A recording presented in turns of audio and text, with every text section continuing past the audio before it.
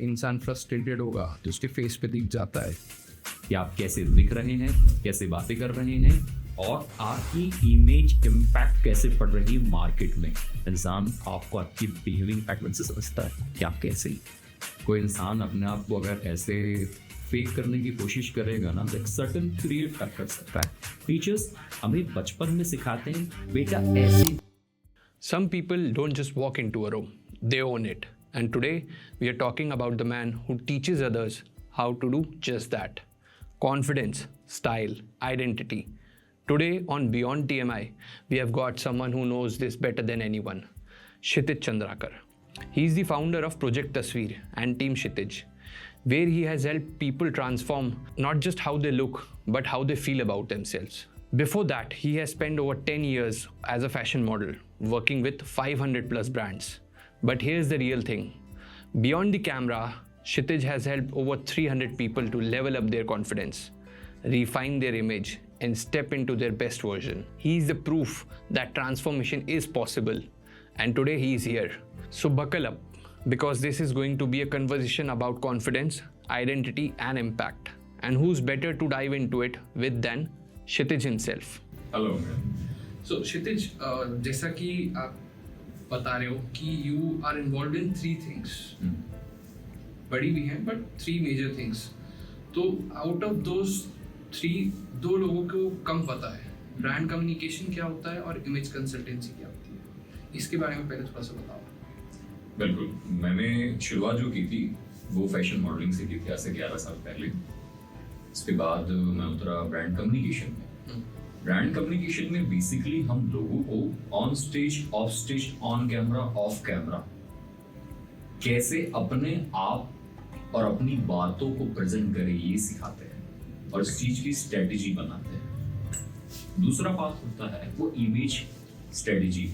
इसमें हम कैसे दिखते हैं, इन चीजों को स्ट्रेटेजी बना के ट्रेन करके लोगों को बताते हैं। ब्रांड कम्युनिकेशन और इमेज स्ट्रेटेजी दोनों एक दूसरे का पार्ट है।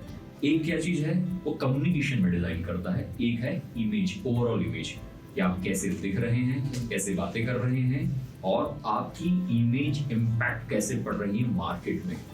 चाहे आप नेटवर्किंग के लिए बात करें, चाहे अपने ब्रांड पोजिशनिंग के लिए बात करें। हाँ, हम सिर्फ और सिर्फ इंसानों की बात कर रहे हैं। इंसान कैसे बात करता है और कैसे दिखता है, इस चीज को हम डिजाइन करते हैं। ठीक है।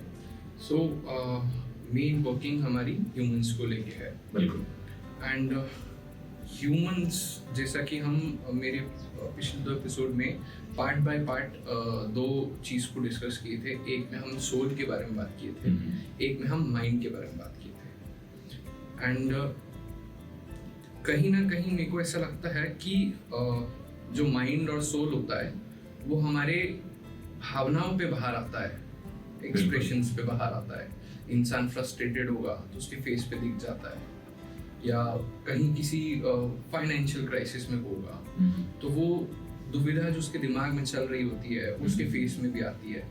तो कहीं ऐसा रिलेशन है माइंड, सोल और इमेज का जिसको हम थोड़ा सा और समझ सकें। बिल्कुल, ये बहुत स्ट्रॉन्ग कनेक्शंस है। जब हम बात करते हैं ओवरऑल प्रेजेंटेशन को लेकर के, ओवरऑल प्रेजेंटेशन जो दिखता है आपका, पैकेजिंग किसी भी चीज की, आंख बंद करेंगे, आप किसी भी बॉटल को याद करेंगे, पानी की बॉटल को, आपको सबसे पहले दिमाग में क्या आएगा? उस ब्रांड, उसकी लेबलिंग और उसका ना जो कवर कैसा है। वैसे ही आप आंख बंद करेंगे, किसी इंसान को याद करेंगे तो इंसान की इमेज पहले आएगी। करेक्ट। ठीक है, और वो इमेज जो दिख रहा है, लेकिन जो दिखता क्या है उस इमेज के बाद, उसका साइकोलॉजिकल स्टेट ऑफ माइंड, लोगों के साथ कनेक्शंस कैसे। इंसान अगर अंदर से बहुत अच्छा फील करेगा, अपनी चीजों को बहुत हेल्दी रखेगा, वो वैसे ही बाहर में बिहेव करेगा। जब तक आप अंदर से अच्छे नहीं रहोगे, साइकोलॉजिकली, मेंटली, बायोलॉजिकली, स्पिरिचुअली, 4 चीज मैंने बोली, साइकोलॉजिकली, मेंटली, स्पिरिचुअली और बायोलॉजिकली।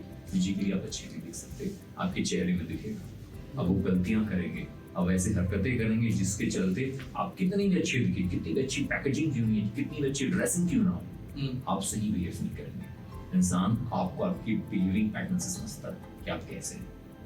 ठीक है। अब इमेज को लेके थोड़ा सा और मैं ये समझना चाहता हूँ कि क्यों getting into this is important for a person. Either he is in a business or he is working in a job. कहीं भी ये चीज़ को अपने अंदर ढालना क्यों ज़रूरी है किसी भी इंसान को? देखिए, इमेज बेसिकली क्या होती है, उस इंसान की वो ब्रांड को दिखा रहा है। इमेज मतलब क्या, एक छवि होती है ना। हम आंख बंद करें, वो इंसान उस चीज से रेप्लिकेट कर रहा है। अगर हम नाम बोल रहे हैं माइकल जैक्सन, आंख बंद करते हुए इंसान दिख रहा है, एक इंसान का ब्रांड हो गया। अगर हम किसी प्रोफेशन को लेकर के बोले, डॉक्टर बोलेंगे, आंख बंद करेंगे वो डॉक्टर दिखेगा, कोट आ जाएगा, कोट आ जाएगा। हम अगर लॉयर बोलेंगे, एडवोकेट बोलेंगे, तो फट से वो चीज दिमाग में आएगी। आपके प्रोफेशन के अकॉर्डिंग आपकी बिहेविंग सिस्टम, आपकी नेटवर्किंग सिस्टम, आपकी प्रेजेंटेशन वो एक लेवल में नहीं आएगा ना, तो आपका इमेज हैम्पर करता है। और उस इमेज को बैलेंस करना ही क्या कहलाता है, इमेज मैनेजमेंट। अगर इंसान एक सोसाइटी में रहता है, वो अपनी इमेज की सही प्रेजेंटेशन नहीं कर रहा है, तो उसकी इमेज क्या होगी, खराब हो जाएगी। और एक गलत मैसेज आएगा क्या, कि इंसान तो इतना पढ़ा लिखा है, इतना काम करता है, लेकिन अपनी इमेज को नहीं बना पा रहा है। इसलिए बहुत जरूरी होता है कि हम क्या ध्यान दें, इमेज क्या होता है बेसिकली, उस चीज को समझेगा रहेगा और उसके अकॉर्डिंग मैसेज स्टेप चलेगा। ओके, ठीक है। अब जैसा मेरे को समझ आ रहा है, इसमें एक सिचुएशन और क्रिएट होती है, उसके बारे में जानना है। एक होती है हेल्दी इमेज, एक होती है अपीयरेंस बेस्ड फेक इमेज, जो दिखावे की बोलते हैं, जो अभी बहुत ज्यादा चल रहा है सोशल मीडिया में। करेक्ट। तो एज एंड व्हेन जैसे हम इस सोशल वर्ल्ड में बढ़ते जा रहे हैं, ये वाला एस्पेक्ट हमारा जो है, जो दिखावे वाला है, फेक अपीयरेंस, फेक अपनी एक इमेज क्रिएशन, ये बढ़ता जा रहा है। तो इज दिस जो रेशियो चेंज हो रहा है, इज दिस गुड, और where we should like change, shift towards the original healthy image, and कैसे उस चीज को हेल्दी में लेके जा सकते हैं? देखिए, कौवा अगर बगुले की चाल चलेगा तो बगुला नहीं कहलाएगा, कौवा ही कहलाएगा। ओके, समझ रहे हो? कोई इंसान अपने आप को अगर ऐसे फेक करने की कोशिश करेगा ना, तो एक सर्टेन पीरियड तक कर सकता है। करेक्ट। एग्जाम्पल दे रहा हूँ कि अगर एक रूड इंसान, एरोगेंट इंसान है, जो उसकी कैरेक्टरिस्टिक वही है, वो थोड़ा सॉफ्ट हो सकता है, लेकिन सिचुएशन अगर उसके अगेंस्ट जाएगा तो फट से वो करेगा। हाँ, इंसान इम्प्रूव कर सकता है, लेकिन फेक लंबे समय तक नहीं कर सकता। जब हम सोसाइटी में देखते हैं किसी भी इंसान को, जो सोशल मीडिया हो या फिर जितने भी डिजिटल प्लेटफॉर्म, उसमें क्या करते हैं, किसी और की तरह बनने की कोशिश करते हैं। अब जो बनने की कोशिश करते हैं ना, वो कोशिश दिखता है, ओके, लेकिन इसमें एक बहुत थिन लेयर का डिफरेंस है। बहुत बार क्या होता है ना, इंसान कुछ बनने की कोशिश में खुद को पा लेता है। हम निकले थे यहाँ से जयस्तंभ चौक जाने के लिए, क्यों? क्योंकि हर कोई जाता है। रास्ते में बूढ़ा तालाब है, हमें समझ आया कि हमारी मंजिल बूढ़ा तालाब है। तो ये जो प्रोसेस होता है ना इवॉल्वमेंट का, टाइम टू टाइम वो अपग्रेड हो रहा है चीजों के साथ। तो उस अपग्रेडेशन में ना वो क्या करता है, बहुत सारी चीजें जो होती है ना, पुरानी चीजें, उसको भुलाता है, नई चीजों को अडॉप्ट करता है। तो इस प्रोसेस में लोगों को लगता है वो फेक हो रहा है, लेकिन कहीं ना कहीं अपने आप को ना रीजनरेट कर रहा है, नया इंसान बना रहा है। हम एज ऑडियंस क्या कर सकते हैं, उसके इवॉल्वमेंट पीरियड में ना उसको वेलकम करें, आप आइए।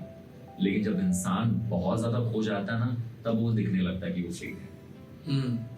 अब वो फेक स्टेप उठाएगा, फेक मैसेज देगा, और अब क्लियरली इंसान को बता देंगे कि वो क्या कर रहा है, किसी का रेप्लिका बनने की कोशिश कर रहा है या किसी को फॉलो करने की कोशिश कर रहा है। लेकिन जो इंसान अपने आप को अपग्रेड करेगा ना, आप खुद बोलेंगे, पता है इंसान पहले कैसे था, अब देखो कहां से कहां पहुंच गया है।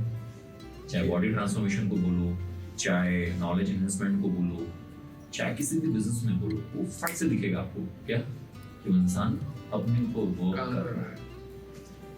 ओके, तो अब जैसे हम ये समझ गए कि how fake and how healthy image is considered, and कैसे उस चीज को हम शिफ्ट कर सकते हैं। एक ऐसी चीज, जैसे आप इस इस इंडस्ट्री में काम कर रहे हो, so you also would have been not aware of this before getting into it. तो ऐसा व्हेन वाज द टाइम कि यू अंडरस्टूड कि भाई image is very important and you awared yourself, मतलब अपने आप को आपने जाना कि यार यहाँ पे ये चीज़ अब समझ आ रही है कि यार ये चीज़ बहुत ज़रूरी है. एट व्हाट एज या what time period was business में या वर्क में आप थे, और व्हाट मेड यू रियलाइज कि भाई image is necessary for me? School में ही सिखाया जाता है. ओके. स्कूल में बुक्स होती थी पहले नैतिक शिक्षण. नैतिक शिक्षण मतलब अगर उसको हम बोलेंगे तो वो हमारे प्रैक्टिकल नॉलेज को, है ना, थ्योरेटिकल नॉलेज को, बिहेवियर नॉलेज को और एनवायरमेंटल नॉलेज को इनहेंस करने के लिए अलग अलग स्कूल में अलग अलग तरह की बुक्स होती थी, अलग अलग तरह के कोर्सेज होते थे. कब? क्लास 1 से लेकर के 5th तक हर एक स्कूल में होता है. बुक्स के नाम बदल जाते हैं. हाँ, कोई उसको सोशल नॉलेज को लेकर के बताता है ना, कोई ये मैं जो बोला बिहेवियर एक्टिविटीज करके बताता है, कोई हिंदी में नैतिक शिक्षण होता है, व्यवहारिक शिक्षण होता है, इस नाम से होता है. तो हर एक स्कूल में, चाहे आप शिशु मंदिर से बोलो या फिर कोई बड़े स्कूल में बोलो, वो सिखाया जाता है. लेकिन हम वक्त के साथ भूल जाते हैं. टीचर्स हमें बचपन में सिखाते हैं बेटा ऐसे बिहेव करो, बेटा खाना ऐसे खाया जाता है, ऐसे बैठो, कपड़ों को ऐसे पहनो, बेसिक चीजें सिखाई जाती है.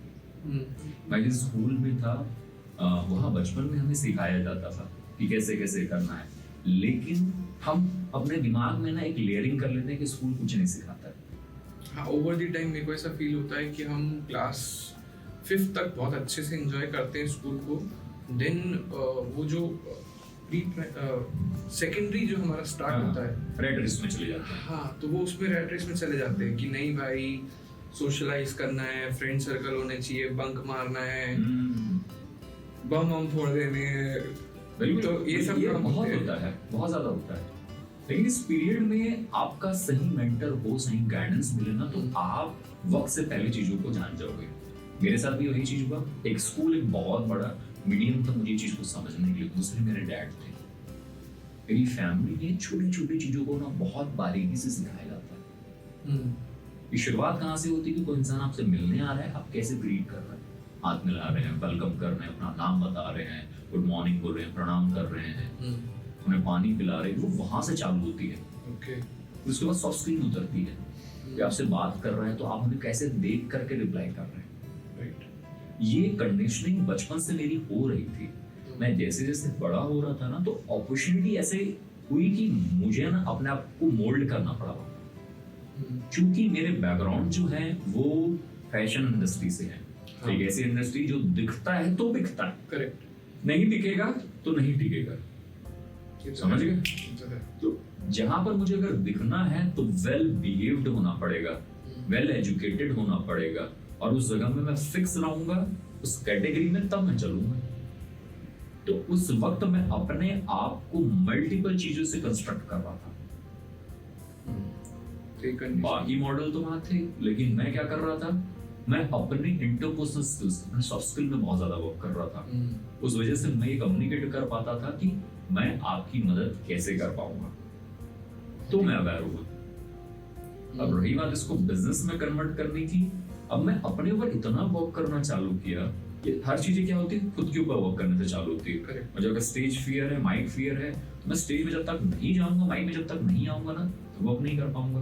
तो मैंने वर्क करना चालू किया, और वर्क करना इतना लाउड हुआ कि लोगों ने नोटिस किया कि अपने ऊपर वर्क कर रहा है, अपनी चीजों में वर्क कर रहा है. फिर उन्होंने बोला कि आप हमें भी मदद कर सकते हैं. मैंने मदद करना चालू किया, और वो चीज और अगेन लाउड होनी चालू हुई. तब मैंने फिर उसको एक एज अ प्रोफेशन में एक एक्सपर्ट की तरह और एक बिजनेस की तरह मैं भी बनाया. ओके, बहुत ही बढ़िया. कहीं ना कहीं वो स्कूल की लाइफ, वो पेरेंट्स की टीचिंग और वो वैसी अपब्रिंगिंग हमको उस डायरेक्शन में मोल्ड की है. बिल्कुल. मुझे एक बेस मिला, जिस जगह में मुझे पेड़ लगाना. बेस बहुत स्ट्रांग होगा ना, तो बहुत अच्छा पेड़ होगा. ये बात तो है. जड़ें जितनी गहरी होंगी उतना ज़्यादा पेड़ घना होगा। बिल्कुल। जैसे आपने स्टार्टिंग में बताया 4 पॉइंट्स के साथ जोड़े थे इमेज के साथ, मेंटल, साइकोलॉजिकल, फिजिकल, बायोलॉजिकल। बिल्कुल। तो स्पिरिचुअल 5। तो मेरे को इसमें थोड़ा सा एक ब्रेकडाउन बताओ कि अगर अपन इमेज को मेंटल के साथ पहले अगर कनेक्ट करें सिर्फ, तो वो कैसे होता है? Why mental health and outer appearance जो हमारी इमेज है वो कनेक्ट होती है? हाउ? देखिए, साइकोलॉजिकल और साइकोलॉजिकल हेल्थ और मेंटल हेल्थ दोनों थोड़ा सा डिफरेंट है ना? नहीं, सेम नहीं, अलग अलग है। अच्छा। जो साइकोलॉजिकल है वो स्टेट ऑफ माइंड है, इमोशंस बेस्ड ड्रिवन है, और मेंटल मतलब आपकी इंटेलेक्चुअलिटी के ऊपर है। दोनों बहनें हैं, थोड़ी सी अलग अलग है। ओके, ठीक है। मेंटल क्या बताएगा कि आपकी ब्रेन की ग्रोथ, ग्रास्पिंग पावर है ना, अंडरस्टैंडिंग पावर, इंटेलेक्चुअल आपकी पावर कैसी है। फिजिकल ये साइकोलॉजिकल आपका क्या बताएगा, इमोशन कैसे ड्रिवन है। ओके, समझ गए? दोनों है लेकिन थोड़े थोड़े साथ में खिलाड़ी है। हाँ, वो सगी बहन है, एक बड़ी एक छोटी है, ऐसा है। अब ये दोनों क्या होता है कि बहुत बार क्या होता है, किसी भी इंसान की ग्रास्पिंग पावर थोड़ी वीक है, उसके चलते उनका मजाक बन जाता है। किसी ने कुछ जो क्रैक किया और वो अच्छे पोजीशन में है, पावरफुल पोजीशन में है, अथॉरिटी पोजीशन में है, और उस जगह उनका मजाक बन गया, तो वो गलत तरीके से बिहेव कर रही है कि आपने मुझे ऐसे कैसे बोला, मैं तो बॉस हूँ। राइट। उस जगह में इमेज क्या करती है, हैम्पर करती है। दूसरी चीज साइकोलॉजिकल अगर मैं बोलूँ तो बहुत बार क्या होता है ना कि पर्सनल लाइफ के प्रॉब्लम्स, फॉर एग्जांपल अपने पार्टनर्स के साथ झगड़े हो गए, है ना, अपने लव के साथ झगड़े हो गए, अपनी गर्लफ्रेंड के साथ झगड़े हो गए, वो झगड़े आपके चेहरे पे, आपके भाव पे, आपके बिहेवियर में दिखने लग गए, तो इमेज को हैम्पर करता है। हम उन चीजों को बैलेंस करके प्रॉपर एक सेटिंग बनाते हैं, एक इकोसिस्टम बनाते हैं, जहां आपको सिखाते हैं कि कैसे करके उनको डील करना है। फॉर एग्जांपल अगर कोई इंसान है, उनका स्टेज परफॉर्मेंस है, उन्हें किसी भी स्पेसिफिक ओकेजन में अपने ब्रांड को रिप्रेजेंट करना और बताना है कि वो काम कैसे करता है वो ब्रांड। वहां गए, अब वो घर से निकल रहे हैं, उनके स्टाफ के साथ उनके झगड़े हो गए, वहां से चालू होगा, फिर उसके बाद उनके ड्राइवर के साथ झगड़े हो गए, वहां से चालू होगा, फिर आप वहां गए, टाइमिंग ये 10 बजे, आप पहुंचे 10:15 में, तो ऑलरेडी आपकी चीजें आपको बहुत ज्यादा परेशान कर रही है। आपको 15 मिनट मिला है स्टेज में, आप उस 15 मिनट में ना जो बोलना है वो नहीं बोलेंगे, जो नहीं बोलना है, जो प्रॉब्लम्स, उन चीजों को डिस्कस करेंगे। बोलेंगे बारिश हो रही थी इसलिए मैं भीग गया हूँ, आज मेरे साथ इससे झगड़े हुए, इस वजह से मूड खराब है। तो आपकी ऑडियंस गलत तरीके से उस चीजों को ना कम्युनिकेट करेगी। हमारा काम क्या होता है कि उन चीजों को क्लियर करना सबसे पहले, और उसके चलते जो आपकी इमेज बन रही है, तो इमेज लोग क्या समझते हैं कि सिर्फ फिजिकल है, लेकिन ये इमेज किसके चीजों पे चल के बन रही है, आपकी साइकोलॉजिकल प्रॉब्लम के चलते। ठीक है,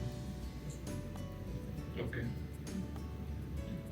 तो अब जैसे आपने एक सिचुएशन में इसमें बताया कि इंसान घर से निकला है एंड प्रॉब्लम्स हो गई, ड्राइवर के साथ बहस हो गई, स्टाफ के साथ बहस हो गई, लेट पहुंचे। अब having so much clutter in his mind, दिमाग में इतना फस्ड अप हुआ है, ऐसी सिचुएशन में कुछ स्टेप्स जो उसको माइक प्रेजेंस में जाने से पहले ले तो वो अपने आप को उस टाइम का ऑप्टिमम यूटिलाइजेशन निकाल पाए। देखिए, इसके एक दो स्टेप तो होते नहीं है, क्योंकि हम प्रॉपर ड्रिलिंग कराते हैं। ओके। अगर जैसे अभी ये पॉडकास्ट स्टार्ट होना है, हाँ, स्टार्ट होने से पहले इसकी तैयारी 1 दिन पहले, 2 दिन पहले से चालू होगी। करेक्ट। बेसिक चीज ये होता है कि जब इवेंट है उसके 3 घंटे या 4 घंटे पहले या मॉर्निंग से आप कॉन्फ्लिक्ट से बचे, ओके, आप डिजिटल एक्सपोजर से बचे, क्योंकि वो क्या होगा, वो सिचुएशन फटाक से आपको ना वैसे ड्रिवन करेगा। ठीक है। दूसरी चीज, आप जितना ज्यादा पेपर वर्क करेंगे, क्या बात करना है, किन टॉपिक्स पे बात करना है, किस तरीके से बात करना है, इसको लिखिए, तो चीजें इजी होती है राइटिंग से। बिल्कुल, क्योंकि ये डायरेक्ट ब्रेन से कनेक्टेड होता है। आज भी टेक्नोलॉजी कितनी भी इनहेंस हो जाए, लेकिन आप पेन पेपर से लिखेंगे और पेंसिल से लिखेंगे, बहुत अंतर आएगा। आपके दिमाग में वो वैसे कनेक्ट होगा, क्योंकि आप टाइप कर रहे हैं ना तो वही चीजों को समझेंगे जितनी चीज आपको लिखनी है, लेकिन जहां पर आप पेन पेपर पकड़ेंगे ना तो उन चीजों के आगे की चीजों को ऑब्जर्व करेंगे। थर्ड पॉइंट आता है ऑब्जर्वेशन। इंसान के पास सबसे बड़ा वेपन क्या होता है मालूम? उसका ऑब्जर्वेशन स्किल्स। करेक्ट। हर किसी का अपना खुद का होता है, तो उसकी कंडीशनिंग, उसकी एनवायरनमेंट, उसकी सोसाइटी, उसके सर्कमस्टेंसेस के हिसाब से उसका ऑब्जर्वेशन स्किल डेवलप होता है। जब कभी भी हमें मीडिया एक्सपोजर मिल रहा है, डिजिटल एक्सपोजर मिल रहा है, या फिर सोशल एक्सपोजर मिल रहा है, हम अपने ऑब्जर्वेशन को जितना स्ट्रांग रखेंगे, हमारी कॉन्शियसनेस उतनी स्ट्रांग होगी और वैसे ही हम बिहेव करेंगे। तो ये तीन चीज जो मैंने आपको बताई, 3 पॉइंट्स जो हैं, एक तो ऑब्जर्वेशंस, दूसरा राइटिंग, तीसरा हम अवॉइड करें डिजिटल, सोशल या कॉन्फ्लिक्टल जो सिचुएशन को, आप बहुत इजी करेंगे इसमें। ओके। राइटिंग वाला पार्ट तो I have seen my self also, थोड़ा सा है उस चीज़ में कि आप कुछ सोच के अगर उसको लिखने बैठते हो तो उसके आगे की भी चीज़ें आपके दिमाग में आने लगती है बहुत ज़्यादा। इसमें जैसे जो फर्स्ट पार्ट जो है ना, जिसमें मैं ना अवॉइड करने के लिए बोला हूँ, अगर इसमें कुछ देखना ना, हम बहुत से लोगों को सजेस्ट करते हैं कि कुछ कॉमेडी से रिलेटेड क्लिप्स देख लीजिए, लाइट माइंडेड के लिए। कभी कभी कुछ म्यूजिक सुन लीजिए जिसमें ना आप थोड़ा रिलैक्स करें। राइट। और ज़्यादा रिलैक्स ना करें, बहुत ज़्यादा कॉन्शियस हो जाएंगे फिर आप। हाँ। ओवर चीज़ों को ऑब्जर्व करेंगे, ऐसे भी ना हो। जो थोड़ा सा आपका ना वो वाला ना हार्मोन रिलीज होना चाहिए, जिसमें ना आपकी इंटरटेनमेंट, फनी वाले फैक्टर, वो चीज़ें रिलैक्स करें, तब आपको ज़्यादा रिलीफ मिलेगा। ठीक है, मतलब नेचुरली। बिल्कुल। अब अपन नेक्स्ट पार्ट पे चलते हैं जहाँ पे अपन इसको स्पिरिचुअलिटी से जोड़ते हैं थोड़ा सा, है ना? तो कैसे हमारी इमेज उस चीज़ से जुड़ती है, spirituality not as in keep following a certain god or a name or a identity. Spirituality is something that you feel connected for yourself only, not for others. बिल्कुल बिल्कुल। तो वो चीज़ इमेज में कैसे फेरबदल करती है? देखिए, स्पिरिचुअलिटी जो मैं फील करता हूँ वो होती है एनर्जी। ठीक है। ठीक है, बहुत बार सुनी होगी ना ऑरा को लेकर के। राइट। वो होता क्या है? एनर्जीज। वो हर एक इंसान की अपनी एक ऑरा होती है, अलग एनर्जी होती है। वॉक करेगा किसी भी रूम में, वो देखते ही समझ आ जाएगा क्या चीज, उस इंसान की एनर्जी कैसे बात कर रही है। देखो क्या होता है इमेज मैनेजमेंट में, आप ना 30 फीट दूर से रहोगे ना, इजीली इंसान को समझ आएगा कि आप क्या बात करने वाले हो। ओके। आपकी वॉकिंग स्टाइल, आपकी बिहेविंग स्टाइल वो निकलती है। वो कैसे? वो आपके कोर से निकलती है। जितना ज्यादा अंदर की एनर्जी जो रहती है ना, जिसको आप स्पिरिचुअल लेवल में बोल रहे हैं, वो एनर्जी आपकी बाहर दिखेगी। बहुत सारे सिस्टम होते हैं जिसमें ना आप एनर्जी को फील कर सकते हैं। मैं अगर अभी लो फील करूंगा ना अंदर से, मेरी एनर्जी ना पूरी ड्रेन होगी ना, फील होगा क्या बात कर रहा इंसान हो जाता है। राइट। तो फील नहीं आएगा। इमेज मैनेजमेंट में स्पिरिचुअल लेवल की जो एनर्जी होती है वो बहुत बड़ा रोल प्ले करती है। आप अगर एक अपने ऑडियंस को, अपने स्टाफ को, अपने कलीग्स को, है ना, या अपने सीनियर्स को कुछ चीज कम्युनिकेट करना चाह रहे हैं ना, तो आपकी अंदर की एनर्जी, वो विल पावर, है ना, वो ऑरा, वो जब तक आपकी ना सही सेटिंग में नहीं आएगी ना, वो फिर कहीं कहीं वीक करेगी। इसलिए बहुत ज्यादा जरूरी क्या है कि आप कोर में वर्क करें, तो स्पिरिचुअल लेवल में वर्क करें, फिर बायोलॉजिकल लेवल में वर्क करें, फिर साइकोलॉजिकल, फिर मेंटल, फिर फिजिकल लेवल में। ये स्टेप बाय स्टेप होता है। अंदर से बाहर आना, अंदर से बाहर, बाहर से अंदर नहीं होता। ओके। मेजर लोग तो बाहर से ही चालू करते हैं। मैं बाहर से स्टार्ट किया, स्टार्टेड विद फिजिकल, फिर उसको रिवर्स साइकिल में आके देन यहाँ पहुंचे। आपको ऐसा लग रहा है कि आप फिजिकल लेवल में चालू किए। देखो, घर अंदर से साफ नहीं होगा ना, बाहर साफ करने का मतलब नहीं है। अंदर से साफ होना चाह रहा था वो आपका कोर। हाँ। वो कोर अंदर के कचरे को निकालना चाह रहा था, तो इसलिए वो क्या किया कि ना, ये एक मेथड है। ओके। जिसमें आप फिजिकली फिट होकर के अपने आप को ना इनहेंस करते हुए क्या किए, फिजिकली फिट हुए तो आपका बायोलॉजिकल फिट हुआ।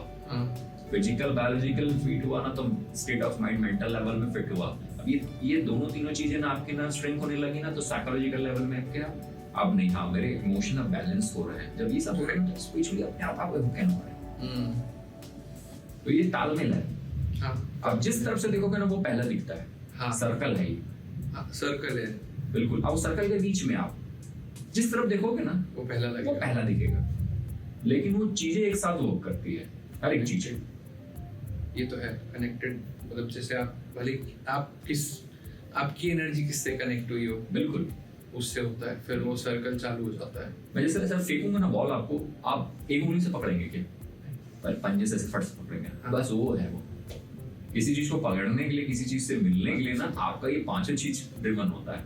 ये व्हील ऑफ लाइफ होता है, बहुत एसेंशियल चीजें हैं। Right. लोग भूल जाते हैं, क्या सोचते हैं कि आज हम इसमें वर्क करते हैं फिजिकल लेवल में, हाँ कल हम बायोलॉजिकल लेवल में वर्क करेंगे। ऐसा नहीं होता, बैलेंस करना जरूरी है। सारे एस्पेक्ट जरूरी है बिल्कुल। क्योंकि अगर आप स्पिरिचुअली भी अवेकन हो जाते हो तो आसान काम नहीं होता, बट फिजिकली या दूसरे वेज में आप बहुत ट्रेंड हो तो भी आपकी सर्वाइवल रेट कम हो जाएगी। बिल्कुल। देखो किसी भी चीज की अति दूसरी चीज को पूरा खत्म कर देगा। अगर आप फिजिकली अपने आप को ओवर ट्रेन करना चालू कर देंगे ना, तो कहीं ना कहीं जो दूसरे व्हील है ना आपके, कमजोर हो जाएंगे, वो कमजोर होंगे और वो बैकआउट करना चालू करेंगे। होता है ना, कितने कितने बॉडी बिल्डर्स को आप देखते हो, अच्छी खासी फिजिक है, हाँ, बट रहता है ना ये चीज। इसलिए सभी को बैलेंस करना जरूरी है। उसके बाद फिर और इसके सब डिवीजन आते हैं, धीरे धीरे धीरे बढ़ते जाते हैं। ये चीज तो है, समझ आई। मैं अगर आपसे पूछूं आपके हिसाब से क्या होता है इमेज?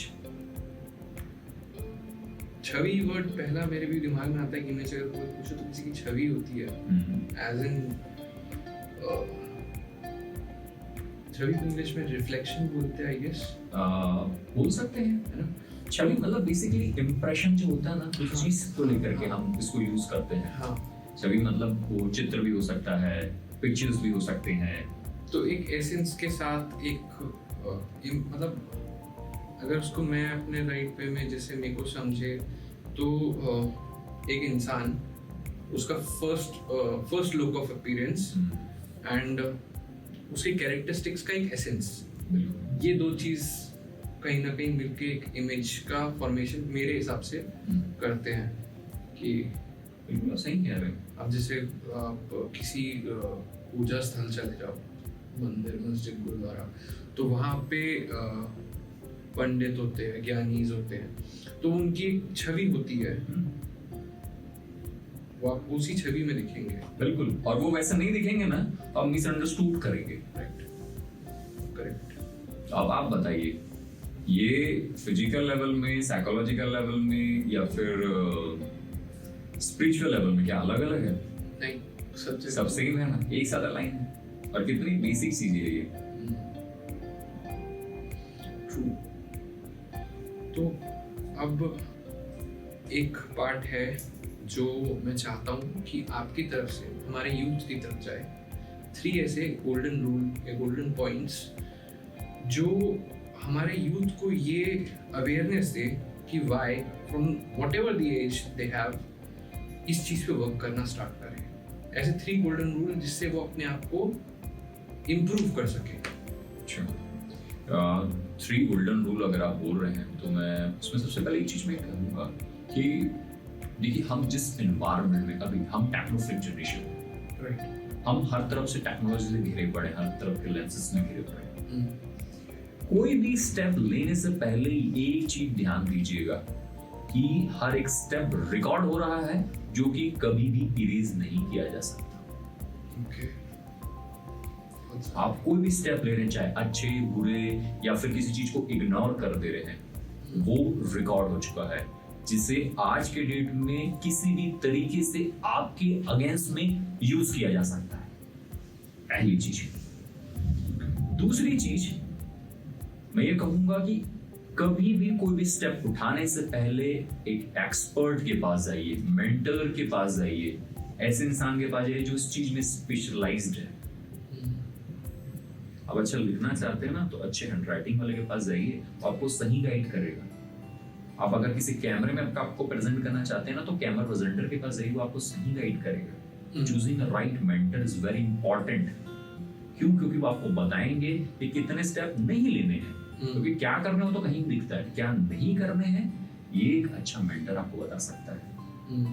तीसरी चीज ये कि जो इंसान अगर अपने आप के ऊपर वर्क करना नहीं चाहता, उसे कोई हेल्प नहीं कर सकता। So true. सबसे पहले आपको खुद को लेकर के ये समझना पड़ेगा कि क्या आपको आपके ऊपर वर्क करने की जरूरत है कि नहीं है। ये चीज को पहले समझना है। मेरे ख्याल से थर्ड पॉइंट फर्स्ट पॉइंट होना चाहिए। आप मतलब आप तीनों को आप कैसे यूज कर सकते हैं। खुद के ऊपर वर्क करना चाहेंगे तो आपको ध्यान देना है कि आप सही मेंटर के पास जाएं। सही मेंटर के पास अगर आप गाइड ले लिए इन चीज को, जब वो प्रेजेंट कर रहे हैं, तब आपको ध्यान देना है कि आप टेक्नोलॉजी से घिरे पड़े इन चीजों को रिकॉर्ड किया जाए। तो 3 पॉइंटर तो नहीं गिनाऊंगा मैं कहानी बताऊंगा उस 3 पॉइंटर की जो क्षितिज ने बताई। पहला, अपने ऊपर काम करने की विलिंगनेस बनाना। उस विलिंगनेस बनाने के बाद finding a good mentor. Life कोई बुक या कोई किताब ऐसी नहीं देती है कि हम लाइफ प्रॉब्लम्स या जो चीज़ें हमारी लाइफ में आती है उसको पढ़ के उससे सोल्यूशन निकाल सके। ऐसे टाइम पे हमारे मेंटर्स या हमारे टीचर्स हमको काम आते हैं, जो हमको राइट डायरेक्शन देते हैं। जब वो राइट डायरेक्शन मिल जाए, be aware that now we are living in a technological world जहाँ पे टेक्स बहुत ज़्यादा है, कैमराज हर जगह है, आप एवरी टाइम ऑन डिस्प्ले हो। So be wise and do not do such things that can hamper your image in given future. And with that, we conclude the talk show. It was very wonderful meeting you. And बहुत सारी बातें ऐसी मेरे लिए भी बाहर आई जो थोड़ी सी अवेयर और की मेरे को कि कैसे अपने आप को और बढ़ा सके। बिल्कुल, मुझे बहुत अच्छा लगा आपने इनवाइट कर इन चीजों को लेकर के बात किया। व्यूअर्स के लिए एक सवाल मैं पूछते हुए जाऊंगा कि अगर आप इस प्रोफेशन में नहीं होते तो क्या करते? पहला। दूसरा, अगर आप ऐसा नहीं कर रहे होते तो आप अपने आप को बेहतर और कैसा दिखाते? आंसर आप बताएंगे कमेंट्स में।